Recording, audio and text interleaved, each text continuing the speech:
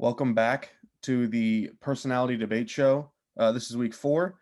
We have some exciting news. We're going to be adding Logan, who runs PFL Broadcasting on Instagram, adding him as one of the hosts to the show. So it's very exciting. We got a new host who can give new insights.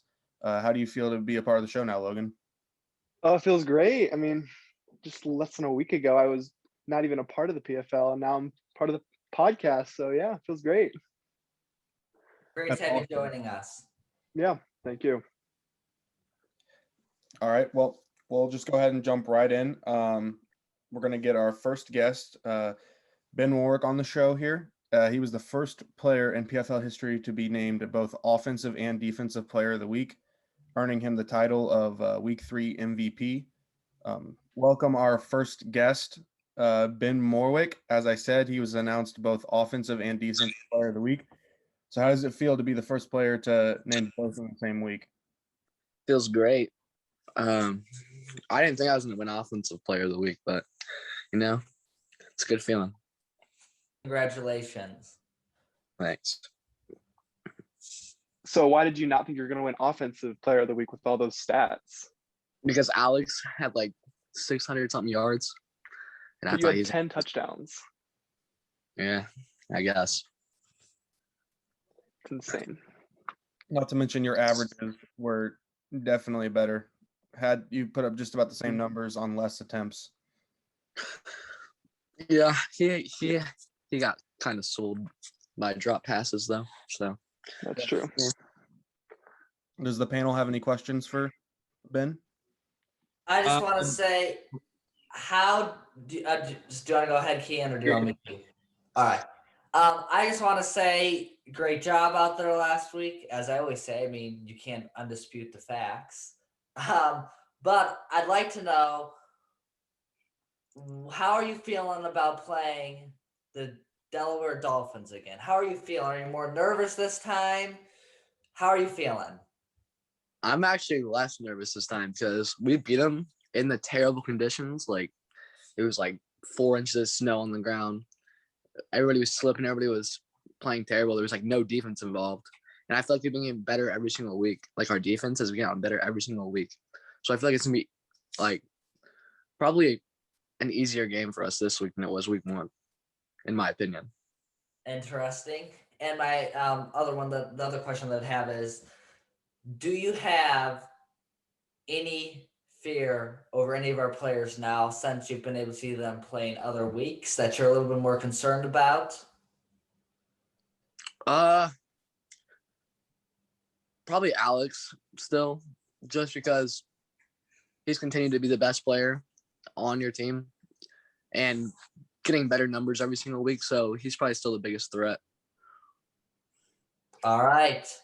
Good luck to you and the rest of the team this Sunday. Ben, I have a question too. So nothing personal. Don't give us any personal information. But what are your thoughts, or like what are your plans going into week 4? Like what do you plan on doing? More offense, more defense? You don't have to get into specifics if you don't want to. Definitely more defense. We also need to hold the ball. Probably waste the entire first half so that we can go in with a lead and then go from there. But we got to get a lot of stops. Something I noticed too in the Trojan Zack Attack game was first quarter was very rough for the entire team. I think that was mostly on me though. But do you think what do you think caused it? Do you think we had our first in-person attendance game where we had fans there? Do you think that was a factor?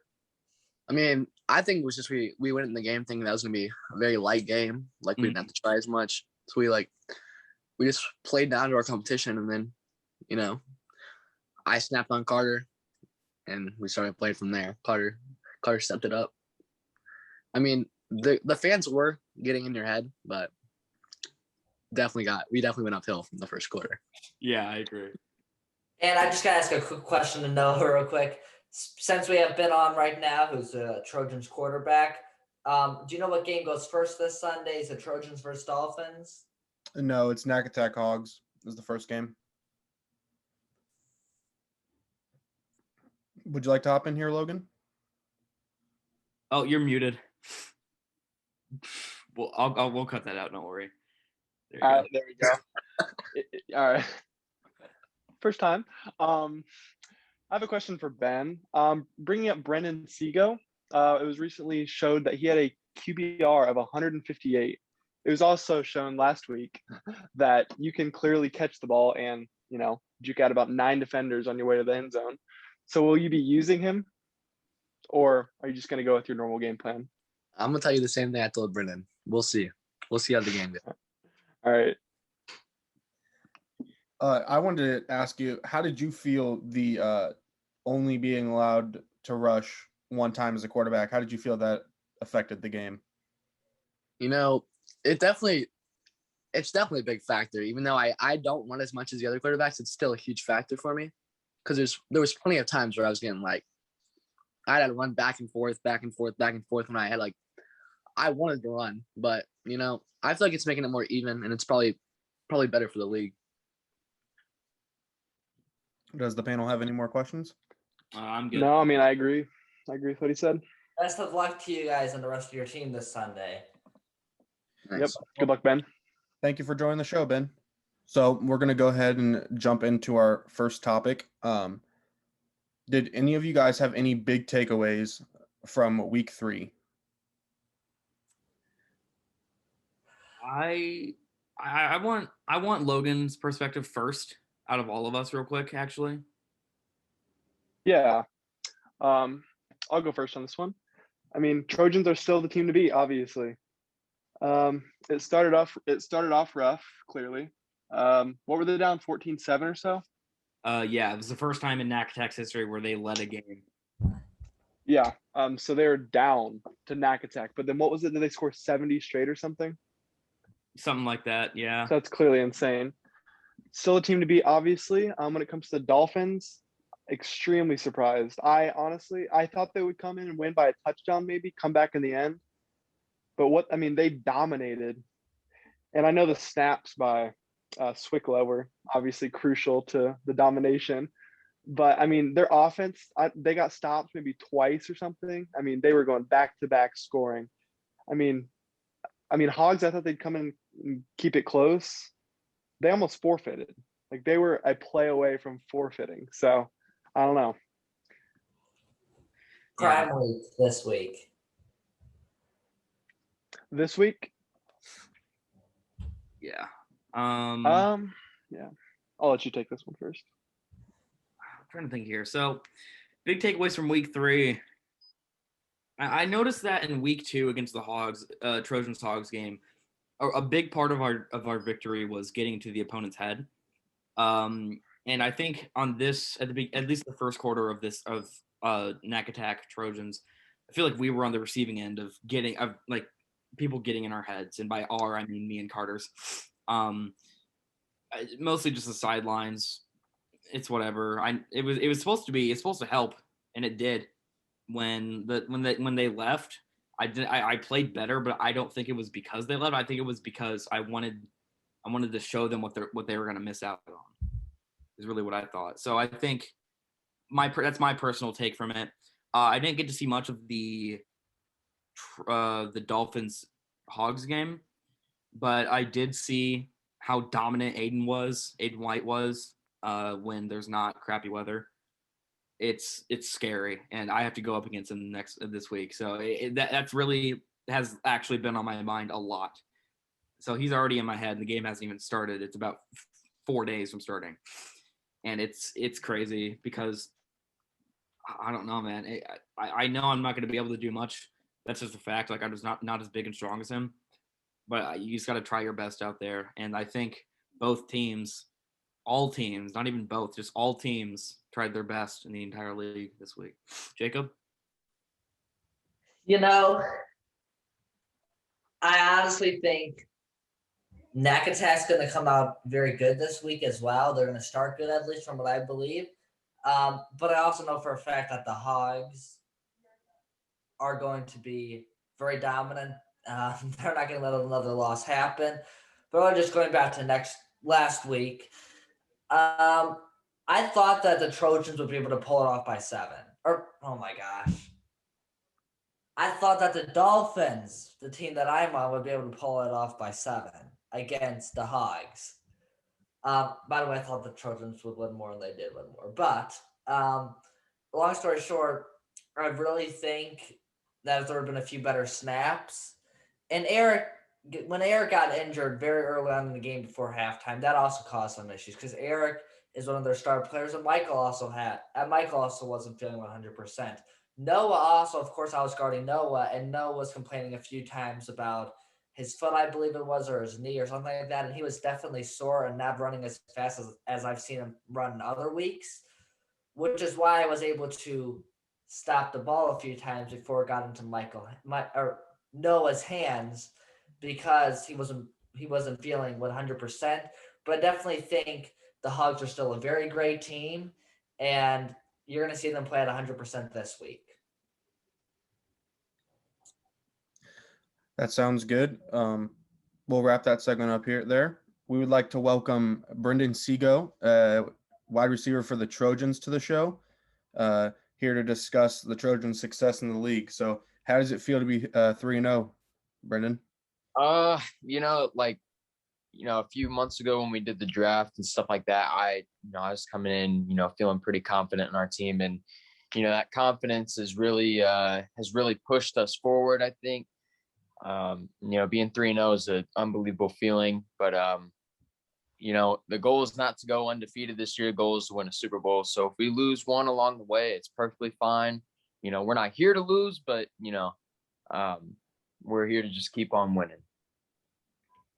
That sounds perfect. We'll open it up to the panel now. You guys have questions for Brendon? I mean, I got a question. I mean, at this point in the season, I didn't even know he was on here. What's up, yeah, Logan? what's up? What's up? What's up? Do you even see your team having a weak spot at this point? I mean, you guys are putting up insane numbers on offense. You guys have the most picks per game. I mean, is there even a weak spot to the Trojans? That's a good question. The first game or so, we were all kind of unhappy with our defense after the game. Of course, the Dolphins are a great team, but we really wanted to shut them down on defense. I'll cut us some slack, though. It was in 6 inches of snow, so it was really hard to play defense for all the teams that played that day. But I really think we've rebounded on the defensive end. I think we've gotten better at reading some of those passes and kind of reading what they're about to do before they even snap the ball. For me, open field tackling, I need to work on that for sure. Ben and James, they're extremely good at that. And then when Kian's playing on the line, he's really improved as the season has gone on so far. Carter's done a pretty good job, at kind of locking people up and making sure they can't get open. And I'm there. I'm trying to shut my opponent down when he's running routes. I'm not getting a whole lot of picks or anything, but I'm just want them to be cautious when they throw the ball my way. Great response. Logan, anything else from you? I think I'm good for now. Yeah. Jacob? Yeah. So thanks for on the show today, Brendon. No problem. 2 questions I had is, in your game, you guys had 6 players. What was it like having an extra person on the field? It was, especially because it was Braylon. It was a pretty nice feeling. They Knack Attack added, Jagger Imel, and we knew that since we had Braylon, he's a taller kid, and he can, he's aggressive. He can make tackles. He can make all kinds of plays. Anything we need out of him, we can get. Same goes for every player on our team. But yeah, having that sixth person there, it's just like one more play that we can make with that person. That's kind of how I think of it. So yeah. Awesome. And then one other question I had is, you played QB a little bit. What was it like playing quarterback? Well, I would probably elaborate on week 2 when I had to sub for your guys' game, and it was pretty fun. At first, the first snap is always the hardest because you're like, okay, don't want to screw up here. It's my first snap of the game, so playing only 5 or 6 snaps I actually played more because I rushed a few times, but I threw only 5 passes that game when I subbed for you guys, and I threw 4 touchdowns. 4 out of 5 of those were touchdowns. And then when I played QB this one time this week, I threw a touchdown to Ben. So I'm hoping to maybe get into that position a little bit more and, kind of alternate, even when we're not up big. I still want to be able to, have the whole team at least get in on some QB action. Awesome. I mean, Thanks for answering yeah. my questions, and best of luck to you guys this weekend. Thanks, man. Noah, you have anything? You can go first. So I already asked this question to Ben, but I was wondering, you don't need to give specifics to this, but what is your personal game plan going into week 4 against the Dolphins? I don't want to say too much because, I'd be kind of giving our ideas away, but we really just want to stick with being aggressive. When you're playing a team that's as good as them, I mean, they've had a few changes with their lineup, but they're still a very good team. In fact, I think with the addition of Ethan Fitzgerald, I mean, they're pretty solid. It's pretty unfortunate that they had to lose Isaac Jones, but when it's family reasons, that's it's a pretty valid reason as to why he has to stay out of here. But I think we just really need to keep the intensity going. We're 3-0. Every team is out to beat us, and if we let our guard down any bit, we're on the verge of possibly losing, and that's what we don't want to do. I'm expecting a lot of intensity from the Dolphins this weekend too. So, when looking at balancing the team's offense and defense, who do you think has better offense and defense for each? Like, do you think the Trojans have better offense while Dolphins have better defense? Do you think the Trojans have both better offense and defense? What do you think? That's a pretty big comparison, considering what both of these offenses can do. So we'll start off with offense. I think personally we have a more complete offense. We have more firepower when it comes to throwing the ball. Ben can launch that ball. It's pretty crazy seeing some of the things he can do. I mean, he can throw across the body going to the right while he's running left. I mean, he can, throw it left going right. He can throw the long bomb pretty well too. And we've got plenty of evidence when we talk about the long bomb like that. So I think we have more firepower in the passing game. The rushing game has really been a big factor in the Dolphins offense, I think. And I think everybody would agree with that. Alex can throw the ball, though. He can definitely throw the ball pretty far, and we've seen that a lot in week 3. There's a few drop passes here and there, but, I mean, it still shows that they can be pretty scary when they pass that ball. So now if we switch to defense, the Dolphins defense played spectacular this week. It wasn't their offense really that, outplayed the Hogs offense. It was their defense. Their defense was just phenomenal. It kind of played out a little bit like our game against the Hogs when we got the early interception. Alex got that early interception this week, and they ended up scoring the next play. But they really took off and ran away with it because of their defense. They made tackles. They made, all kinds of. They tore them to hell. Yeah, I agree with that. I think that the Trojans have more brain and more tactics compared to the Dolphins' brawn, like more mind over muscle. You feel me? Yeah. No. And one other question that I did just have that I forgot to ask you is, what do you think is the most important thing that you've learned from being a wide receiver out there? What is something that you've really noticed from game 1 that you were maybe struggling with when it started to now going into week 4 that you feel like is super important, other than, of course, catching a ball and getting a touchdown? What is something that's been spectacular that you've really learned about it? I like that question a lot. I really do.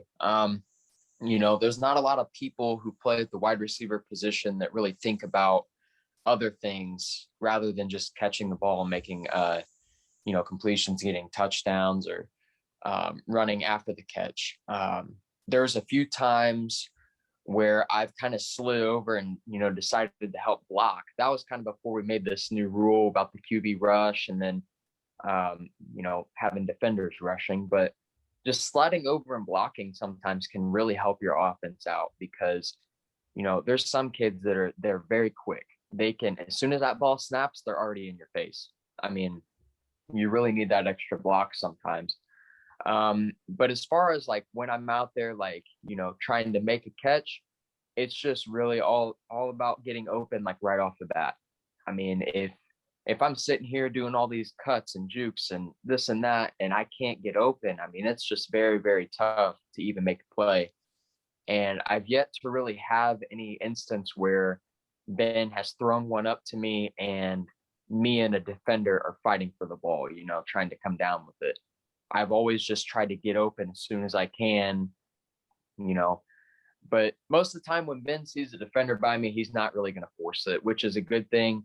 Sometimes I wish he would, maybe throw one up there and see if I can go, jump up and grab it. But at the end of the day, I'd rather have, good open completions rather than, risking an interception. Thank you very much for answering the questions. No problem. No. Final question I had was just I asked the same thing to Ben to kind of conclude his. How do you feel the new quarterback rushing rule? How do you feel that affected the league? Do you think it was good, bad? That really at first I was really skeptical about it, but I hadn't seen it really in play yet. I was like, man, that kind of sounds a little weird. But I'll just have to look and see how it works this weekend. And this weekend, I mean, it was awesome because it really made the game, I think, a bit more entertaining. I think it really made quarterbacks have to work for something. And it also, it helps out the defense a little bit because, I mean, I've heard many people say, well, it's kind of pointless when a quarterback can just snap the ball, wait until everybody's about 40 yards down the field and then just take off. That's how it was for the first 2 weeks. And that's why we had those really high scoring games. And it kind of got a bit annoying after a while, just seeing a quarterback take off like that. So I think that new rule really implemented the passing game. We hadn't seen, I don't think we've seen Alex Kofor throw the ball as much as we did in week 3 than any other week. I mean, he threw the ball quite a bit. So, but yeah, I really like that. I really like the rule now that I actually got to see it. So, yeah. I mean, I just want to say one thing. Yep, go ahead. I just feel like the Trojans are the best equipped team for any rule change at this point. I mean, I don't really feel like they're leaning on any certain thing, not their offense, their defense, their pass, their rush. I feel like they're pretty equal throughout. So I really can't see any rule coming in and changing up any way of any of their game plan at all. I mean, yeah. I mean, the Dolphins rely so much on rushing and I would honestly agree with you there because, I mean, we've got a team full of playmakers. They can make a play on offense or defense, and it can be any type of play. I mean, on the defensive end, we can, force fumbles. We can get a pick. We can, make a good tackle and stop somebody short from a first down. I think we're really all about applying the pressure on the offensive and defensive end. If we switch the offensive side, I mean, you've got James. James is just an absolute monster when he gets the ball in his hands. Ben is the same way. His vision is pretty good too. I mean, that kid can see anything. If he sees a little gap of space between, his wide receiver or the defender, I mean, he's throwing it. That's just how he is. So I would totally agree with you about being equal in every little part of our game. Absolutely. All right. Well, I want to thank you, Brendon, for joining the show. I wish you good luck this week. You got Not a problem, man. Dolphins. Thank you. So, yeah, we're super excited. Good luck to the Trojan horse. It was a really high scoring game last time, and I often refer to that first game as the Snow Bowl or the Ice Bowl, whatever you want to call it. And that was a pretty fun game. I won't lie. Even though it was a bit tricky playing in snow, it was pretty fun. So, yeah, I'm really excited to have the rematch. Yes, and one last question, I promise. Do you think that the game will be as high scoring as last time this weekend? It's a good question. I can't remember the exact scores from week 3. Does somebody have the scores like on Week 3 we won 79-14. 79-14? Okay. If I'm correct, wasn't that our highest? Yeah, that was our highest scoring game. And the Yes. week before was 56-49. And that you said the Hogs what was the Hogs versus Dolphins again? 67-42. Okay. That's a really good question about how. Yeah, I mean, I think it could, have the potential to be a pretty high scoring game. It's just really a matter of, who makes the least mistakes, really. I think that if our team has 0 fumbles or 0 interceptions, I could honestly see us putting up over 55 or over 60 something. Same goes with the Dolphins. I mean, they're a high-powered offense too. Every league or every team in this league has the chance to put up that amount of points. So yeah, I honestly see it being a pretty high-scoring game, just like the last one. Maybe a little bit less, but just like the last one. Thank you again for taking the questions. No problem. Yep. Well, thank you for joining the show. As I said, good luck to you this weekend. All right, man. I appreciate it. We'll see you. We'll see you guys Sunday. Take care. See you. All right. So now we've had both of our guests on the show. We're going to move on to our next topic. We're going to discuss the Dolphins stunning the Hogs. I don't think anyone saw that happening. So I just want to get your guys' take on that. Can I start on this? Yeah. Yeah, of course. So I just wanted to say, what made me stunned even more is how 3 of the players on our team got less than 2 hours of sleep at night. And we still were able to perform, get those tackles, make those catches, stop the Hogs when they were on offense. And I just thought that was spectacular because I remember me and the other Dolphin players woke up that morning and we were so tired, and 3 hours later we were able to play fine. So I just wanted to say, really about the stunner, it's truly a shock because, none of us slept good that night, and we were still able to dominate, which is why I think against the Trojans we have a great chance of winning because, hey, we were not at our best Sunday. We played great, but we were not at our 100% best. And I think we're going to do even better this week, supposing there's no parties or anything. And that's going to help us to have more time to get ready, more sleep, which means more energy in the end. And especially when we're playing them, we know that we're not going to be able to get up by 28 points against the Trojans at one point. Well, we know that this is going to be a full 4-quarter game, potentially even an overtime or 2 against the Trojans, because the Trojans, when we were up by 14 against the Hogs, we were still concerned. Once we got up by 21, they were trying to forfeit and everything. We know that this Trojans team is not going to let down at any point or anything, and we know it's going to go pretty far. It's going to go right down to the wire.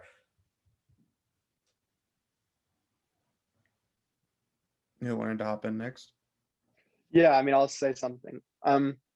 I did predict that the Dolphins would come out on top in this game, but not nearly in that fashion. I thought it'd be a close game the whole time. I did not expect the Dolphins to just cause the Hogs to just implode. The Hogs would made probably 2 times more mistakes this week than they've made their other games, combined. It was insane. Their snaps were bad. There's a couple times where you just had to stop in the middle of the plays, just as Eric and Ethan and them, they're just talking and they're trying to hype each other back up because they were just getting destroyed. And so, I think the Dolphins are insanely hot right now. It's going to be an awesome game next week. Yeah, I don't know what else to say. A+ for Dolphins. I want to hop in real quick. I didn't get to see much of the game, as I said earlier, but I really do think that I mean, you expected the Hogs to come back this week angry because they lost. They were undefeated up to that point, as I mean, only 2 other teams were, but I mean, it's a shocker because it really shouldn't be, honestly, because if you look at it this way, the Trojans beat the Trojans beat the Dolphins first week. Trojans beat the Hogs second week. It really could have gone either way because both teams that the Trojans beat and they both beat Knack Attack. You have nothing to go off of, and they haven't played yet. So that was probably the most like well matched up game we had that week. But seeing the Dolphins come out on top was just weird, considering how little sleep everyone was on and the stress that happened the night before for 3 players. But yeah. All right. That sounds good there. We'll move on to our next segment. So we had unfortunate news. Nick McAdams dislocated his knee. He'll be missing this week. Potentially could return as early as week 5 after we take our 3 or 4 week break. But there's no news yet. So I want to get your guys' reactions to that news of Nick McAdams being put on IR. Real quick, do we know who their quarterback is going to be? I have no clue. I've not heard any strategy talk from the Knack Attack. They have not confirmed. I think it's going to really hurt Knack Attack. Ben and Ryan, of course, and everybody's a key player on their team. But when you lose your guy who can run at majority of the time, Riley's going to have to step up. He really is, if they're going to win. Ben's been playing great. Ryan's doing good too. But Ben Thresher and Riley Sharp are going to really have to step up this week. And Riley, I know Riley, I've seen him run. I used to run cross country with him. He's going to have to step up and be the next Nick McAdams while Nick McAdams is gone to get those running, to run the ball. Also, Jagger, of course, being on the team, which now I think it'll be 5v5 unless they can find somebody, unless Braylon's playing. I think Jagger is a great player. And to be honest, I think Jagger could be their running back because he can break through tackles and he knows how to run and have that good strategy. So affecting their team, it will affect their team a lot because Nick McAdams was their star, but I think they can still regroup. But they have to mindset. I think there's not really much I'm going to say on this, not very much I can say on this. All I can say is my condolences go to him. And it's obvious. Jacob already said of most of like what everyone's thinking here. He is their best player without a doubt, stat wise and performance wise. It's really sad that this happened and had to happen this early on. But hopefully, I'm hoping for a speedy recovery. And hope whoever comes after him can really take a spot or maybe do better. I mean, yeah, for an 0-3 Knack Attack team, this has got to be really rough. I mean, I'm pretty sure their morale is already pretty low. I mean, they're 0-3 right now. No one wants to be 0-3.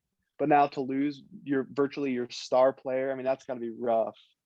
I feel like the pickup of Jagger was pretty good. I feel like he played really well last week. He was pushing through tackles. He's fast.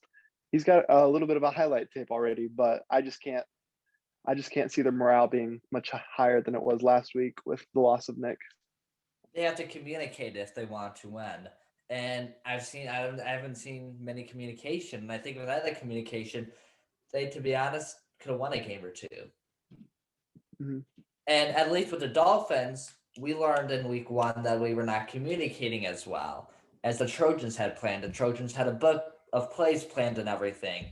Well, we learned that we'd have to actually talk on the group chat about our plays, and that's why even when Isaac and Aiden couldn't play in game 2 against Knack Attack, we were ready, and we were also ready against the Hogs because we came prepared and we had that mindset. And I really think if the Knack Attack wants to win the game, to be honest, they're going to have that mindset. They're going to have that communication. Because I'm telling you, they have great players. They really do.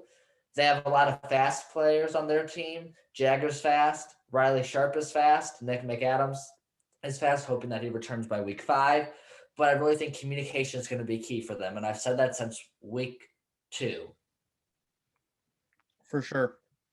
We'll move on to a little bit brighter subject here. Kind of a heavy topic right now in the league. Who is your MVP, Ben Morwick or Alex Kofer? I'll go first on this one. I mean, Ben Morwick right now, honestly. I mean, Alex is playing incredible, but 10 touchdowns in a week, like you can't beat that. 10 touchdowns. I think it was 2 interceptions, a couple of nasty hits on Riley. I saw a couple clips on that. I mean, he's playing like almost the perfect game at this point. Besides maybe 2 drives in the first quarter, I mean, he looks unstoppable. I can't see it going to anyone else besides Ben right now, personally. I mean, Ben isn't only my MVP choice. He's my quarterback. Not just picking him because he's my quarterback, but Ben, everything Logan just said exactly. And up until this week, I mean, I thought it was Alex. I can't lie to you, but this dominant performance against Knack Attack is just, it sealed the deal for me, really. That's all I can really say about it. I got to say, I think we'll all go 4 for 4 for Ben. If you're answering this as well, Noah. Ben, he's just such a great leader as well, getting the team ready. When it was 7-14, he didn't just have a plan to get a touchdown for that team. He had a plan to go wild and get a lot of scores in after that. And his leadership, his ability as a quarterback, his ability as a wide receiver, his ability as a defender is just awesome. And right now, I don't see anybody who takes his spot. That could change after this week. We'll have to see how the Dolphins play. But right now, Ben Morwick all the way. And Right. I would like to just say for offensive player, I don't know if we're going to get into that or not. But I think, Brendon's definitely in the talk for that as well. But I also think Ben Hewlett is somebody, not just because he's on my team, but are we going to get into that topic? We don't have a plan, but yeah, sure. If you want to talk about offensive player of the year, go ahead. Do you want me to say that right now, or? Yeah, you can go ahead and talk about it right now if you'd like. I think it could go either way. I mean, really, I don't think it's going to go to. I mean, it could go to quarterback, but I really think it deserves to go to wide receiver. And we're seeing Brendon make good plays. We're seeing Ben Hewlett make great plays. We're also seeing Jagger make great plays as a receiver. So I think there's 5 or 6 people. And, we're not halfway done with the season yet. There's 7 or 8 games. How many is there? There's 7 in the regular season. And then there's going to be a 2 playoffs game. Well, one will be the Super Bowl. So it really could all change. But Jagger, supposing that he doesn't get injured or anything, he's going to be one hell of a player as he continues. And Brendon and Ben are really doing very well. So it'll be interesting to see. Yeah, I mean, on that topic, I think it all comes down with Ben Hewlett. I think it comes down to just securing those catches. I mean, he had 3 touchdowns last week, which is pretty good. 2 receiving touchdowns. I mean, that's pretty good. But he also had quite a lot of drops in the first half. So I think it all depends on if he can secure those catches. I mean, I think he could have had about 4 touchdowns if he hadn't dropped a couple. But even then, with a couple drops, still incredible performance. So I think he's definitely in the running right now. And I should mention, I'm always up there getting open. If I can just catch the ball and if my team can just throw the ball to me a little bit more, I'm not saying I'd be wide receiver of the year or anything, but I'd definitely be in the talks. I'll put my take on this real quick. Offensive player of the year. Probably going to go to either Ben or Brendon. If the Trojans, if my team starts playing Ben or Brendon a lot more on the wide receiver role, I think he'll be able to secure that award pretty easily. It's just really going to come down to decisions that Ben makes in the moment. And again, well, let's see what happens with the Hogs. I'm looking forward to seeing if they're going to dominate this week again, which I think there's a very good chance they're not going to want to lose again or even get close to losing. Mm-hmm. but offensive player, the names that we just talked about are very good choices that I think could definitely get it. Yeah, I agree. That sounds good. Now moving to the next topic. Which team do you think has the best defense in the PFL? I already discussed this a bit with Brendon, but I think that it's definitely it has to come down to us or the Dolphins. Best defensive player in the league. I know we might get to that later. I don't know, but best defensive player in the league has to be Aiden White. Up until this point, I thought it was Michael, just because of his dominant performance in Week 1. But he went up against Michael, or he went up against Aiden directly and didn't stand a chance ever. It's really is shocking. It's really just been on my mind a lot this week of if I'm going to be able to beat him and what I'm going to have to do and the effort I'm going to have to put in to beat Aiden White this week online. But he was the best defense in the league. If you're looking at an entire picture, it's probably the Trojans. If you're looking at one player, it's definitely Aiden White, because when you have 3 on the line like we ran last week against an attack, I don't think anything can beat us in that situation. Even if you only can rush one person, really, it's really just, yeah. Logan or Jacob, you and Andy? Yeah, I'll take it. Honestly, my personal opinion, I think it could go up to any of the top 3 teams right now. I mean, obviously, Hogs got whooped last week in their defense. They looked pretty bad, but they're still allowing the least amount of points out of any team. So I think it all comes down to, was last week just a fluke for their defense and they're going to come back after this? Or are they going to be consistently giving up like 40 plus points a game? But let's say they will continue to play badly. I do think it's going to be Trojans defense. I mean, the turnovers they're causing are just pretty insane at this point.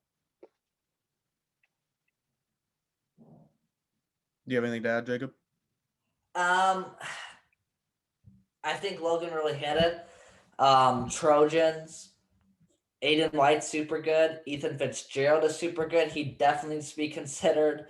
But I want to see how the Hogs play this week, and I want to see if they struggle and it's a game more than 14 points, or if it's going to be a blowout where it's like 92-14, and Riley in the middle of the second quarter is like, can we just forfeit already?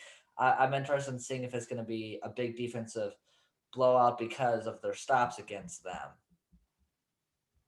I know Kian had kind of already got into it, but do you guys have predictions for Defensive Player of the Year? I'm also giving it to Aiden at this point. I mean, he's averaging less than 3 seconds to the quarterbacks he's facing to throw. I mean, they're having to scramble way more than anybody else. It's insane. I mean, every single play he's rushing, their quarterback's like running around the backfield, just trying to get the ball off. I mean, yeah. Yeah, I already gave my take on it. I'm going to stay out of this conversation real quick. And Aiden as well, I should mention. Go with Aiden. Yeah. Not That's because he's on my team, but I mean, he's just so dominant. I really can't dispute it right now. All right. Seems like we got a pretty good consensus there. Now I want to look ahead to week 4. Do you guys have any predictions for week 4? And also just tell me who you got winning each game. Predictions. I'll go first. I think that it's my game is probably going to be closer than the Hogs Trojans game. I think. It's really going to come down to one player, Aiden. If he's able to hold off, or if he's able to hold off 3 people at a time, we're not going to win. But predictions for Hogs and Attack is going to be Hogs, especially with an injured Nick McAdams and a new quarterback that doesn't have chemistry with the team, possibly. Probably going to be Hogs by a lot, because they've also lost a few games in the past few weeks. So they're pretty angry about that. And they want that motivation. They have that motivation to win this game this week. And I think it'll be closer. It may, like Dolphins Trojans may come down to as close as a safety, honestly. if I could just add on to that, I think it does come down to Aiden White a lot, but I also think it comes down to our receivers out there. I don't know if I'm going to be on Brendon or Carter, unless I'm on the line and we're having two on the line. But I honestly think, when they do pass the ball to me, I remember Brendon got the interception over my head in that one game. And that is when we lost our lead there. We would have won that game if it wasn't for that. Carter was in front of me. Brendon was behind me. Brendon got the interception, lateraled it over to James. James gave it back to Brendon for a touchdown. Epic play there. It was a long play, too. It was like a minute and a half. But it comes down to things like that because that's when we blew our lead in the late third quarter. So I'm not saying it all comes down to me or anything, but I know for a fact I can not let anybody get an interception over me if the ball is coming in. I got to catch it, and I got to get out of bounds. Or if I see an opening, got to keep on running and get our team that touchdown. And we cannot afford any turnovers. Yeah. For my picks, I mean, I want to go say the Dolphins are going to win. Coming off a huge game against the Hogs last week, just be like, you know what? Dolphins are hot. They're going to win. But I can't go against the Trojans right now, honestly. 3-0, almost perfect games by their quarterbacks, by their receivers. Honestly, I have Trojans going 4-0. And then when it comes to Knack Attack Hogs, I really can't see Hogs losing this game. Knack Attack just lost Nick McAdams, which is their best player. Hogs are angry. I can't really see that being a close game. 100%. Yeah, go ahead, Jacob. I forgot to say my predictions about it. I more went into the analogy of what I think is going to happen with the players and everything. I'm going to honestly have to say it's going to come down to the wire for the one game. But I think if Knack Attack can get within 14 or 21 points, that would be awesome. And I think if there's a new chemistry with their new quarterback, and a few of their players communicate and give an effort, I think there's a chance to make that a somewhat close game.